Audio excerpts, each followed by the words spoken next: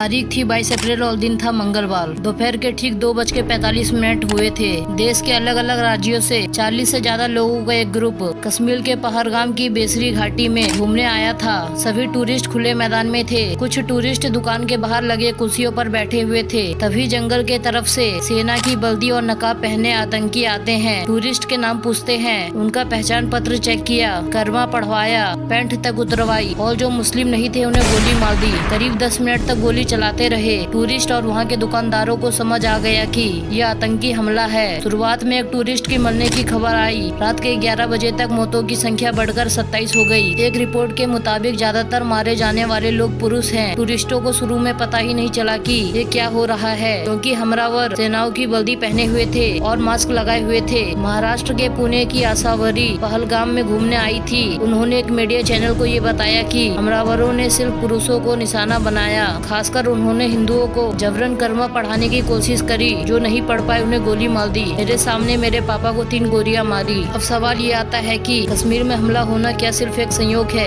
या आतंकियों की सोची समझी चाल है? आइए इसके पीछे की पूरी कहानी 2 थ्योरी द्वारा समझते हैं। इसके अलावा हम आज की इस वीडियो में ये भी जानेंगे कि आतंकियों ने हमले के लिए 22 अप्रैल को ही क्यों चुना। सबसे पहले आपको पता है कि अमेरिका के उपराष्ट्रपति भारत के दौरे पर आए हैं, तो ये आतंकी हमला हुआ है। इसी तरह 20 मार्च 2000 को उस समय पर अमेरिका के राष्ट्रपति भारत आए थे, तो अनंतनाग जिले के छत्तीस सिंहपुरा में आतंकियों ने हमला कर दिया था। तब उस हमले में 35 सिख मारे गए थे। कश्मीर में ये पहली बार था कि आतंकियों ने सिख को निशाना बनाया था। इसके पीछे की एक थ्योरी ये कहती है कि अमेरिकी उपराष्ट्रपति के दौरे का एक सिक्योरिटी प्रोटोकॉल होता है। उनके आने से पहले ही 2 C-17 ग्रोव मास्टर प्लेन आ गए थे। अमेरिकी एजेंसी ने डेरा जमा लिया। अमेरिकन इंटेलिजेंस एक्टिवेट है। इसके बावजूद आतंकियों ने कश्मीर पर हमला करके ये संदेश दिया है कि हम कभी भी कुछ भी कर सकते हैं। इससे अमेरिका के नजर में इंडिया की छवि खराब हो सकती है। और सेकंड थ्योरी का ताल पीएम मोदी के सऊदी अरब की यात्रा से जुड़ा हुआ है। आतंकी संदेश देना चाहते हैं कि कश्मीर का मुद्दा अभी खत्म नहीं हुआ है। 22 अप्रैल को PM Narendra Modi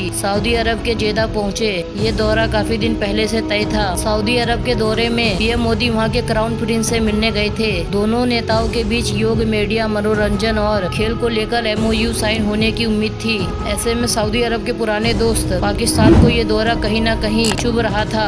think tank सेनोवन institute के डायरेक्टर और पाकिस्तानी एनालिस्ट कमल चीमा के अनुसार पीएम मोदी का सऊदी दौरा पाकिस्तान के लिए एक तरह का चैलेंज है। और खबर ये भी है कि सऊदी अरब पाकिस्तानी भिखारियों के लिए नया नियम ला रहा है। वहीं भारत के पीएम मोदी अरबों रुपए की डील करने जा रहे हैं। तो अब आतंकियों ने यही दिन क्यों चुना, ये चीज अब क्लियर हो चुकी है। यानी आतंकियों ने सऊदी अरब सहित मिडल ईस्ट के मुस्लिम देशों और भारत सरकार को एक मैसेज देने की कोशिश की है कि कश्मीर का मुद्दा अभी खत्म नहीं हुआ है। Retired lieutenant general Sanjay Kulkarni कहते हैं कि यह आतंकी हमला टाइमिंग देखकर और सिस्टमेटिक मेथड से किया गया है। भारत के प्रधानमंत्री मोदी मिडल ईस्ट गए हैं। ऐसे में ये वारदात भारत को नीचा दिखाने के लिए की गई है। अब सवाल है कि आतंकियों ने हमले के लिए पहलगाम जगह ही क्यों चुना? तो बात ये है कि इस बार अमरनाथ यात्रा 62 दिन की होने वाली है, जो 9 अगस्त को समाप्त होगी।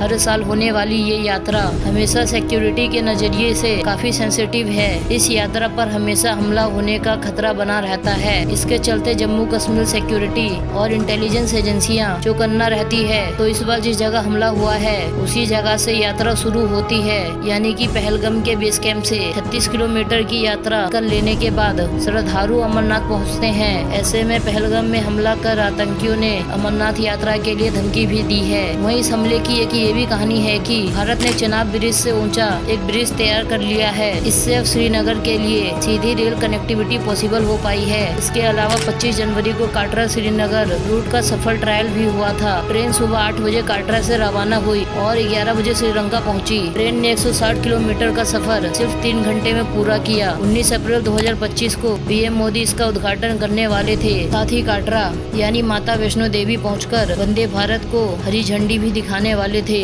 हालांकि कुछ वजह से उन्होंने ये प्लान पोस्टपोन कर दिया। देश के बाकी हिस्से से कश्मीर के ट्रेन कनेक्टिविटी होने से टूरिज्म बढ़ने की उम्मीद भी है। तो आतंकियों के इस हमले के पीछे का मकसद बड़ा है। इस हमले के पीछे पूरा एक साइकिल चेन है। यानी हमले का मेन एजेंडा है कश्मीर में टूरिज्म को रोकना, जिससे वहाँ का बिजनेस इफेक्ट होगा, जिससे लोग बेरोजगार होंगे और लोग बेरोजगार होंगे तो पैसों के लिए आतंकी संगठनों से जुड़ जाएंगे। अहम सवाल ये भी है कि क्या पाकिस्तानी सेना चीफ ने आतंकी हमले का हिंट दे दिया था। दरअसल पाकिस्तान के आर्मी चीफ जनरल असीम मुनीर ने पिछले हफ्ते हिंदू मुस्लिम में दरार डालने वाली बात कही थी और कश्मीर को पाकिस्तान की गले की नस बताया था। उन्होंने कश्मीर को गाजा से जोड़ते हुए कहा कि पाकिस्तान का दिल गाजा के मुसलमानों के साथ धड़कता है। इस्लामाबाद में पहले ओवैसी पाकिस्तानी सम्मेलन में जनरल मुनीर ने कहा, हमारा रुख बिल्कुल साफ है, हम अपने कश्मीरी भाइयों को उनके वीरतापूर्ण संघर्ष में अकेले नहीं छोड़ेंगे। वहीं रिटायर्ड जनरल संजय कुरकानी कहते हैं कि जो जानकारी मिल रही है उसके मुताबिक आतंकियों ने नाम पूछकर लोगों को मारा है। अगर आतंकियों ने चुन चुनकर मारा है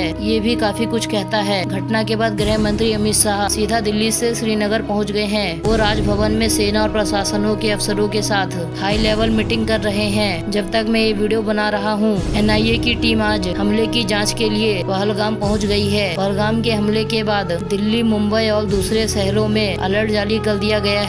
PM मोदी सऊदी अरब के दौरे पे थे, लेकिन हमले के बाद वो समय से पहले भारत लौट आए। उन्होंने कहा कि हमले के जिम्मेदारों को बख्शा नहीं जाएगा। वहीं इस हमले की जिम्मेदारी लश्कर-ए-तैयबा के हिजबुल यानी कि रेसिस्टेंट फ्रंट TRF ने ली है। TRF का मास्टरमाइंड शेख सज्जद गुल है, जो पाकिस्तान में बैठकर इसे ऑपरेट करता है। आपको बता दूं कि लश्कर का प्रॉक्सी ग्रुप है TRF, यानी कि TRF 2019 में आया था। TRF के आतंकी जम्मू कश्मीर में काफी एक्टिव हैं और इसकी फंडिंग पाकिस्तानी सेना और ISI ही करती है। जानकारी के मुताबिक इसमें सज्जद गुल, सलीम रहमानी और सजीद जट लीड करते हैं। जम्मू कश्मीर में 2019 के पुलवामा अटैक के हमले के बाद इसे सबसे बड़ा आतंकी हमला माना जा रहा है। हमले में जिन 27 लोगों की मौत हुई है, मरने वालों में एक UAE और एक नेपाल का टूरिस्ट और 2 लोकल सिटीजन भी शामिल हैं। बाकी टूरिस्ट यूपी, बिहार, गुजरात, महाराष्ट्र, कर्नाटक, तमिलनाडु, राजस्थान और उड़ीसा के हैं। तो दोस्तों आज के लिए बस इतना ही। आशा करता हूँ कि आपको वीडियो पसंद आया होगा। अगर वीडियो पसंद आया तो वीडियो को लाइक करें और इसी तरह के वीडियोस देखने के लिए चैनल को सब्सक्राइब करें।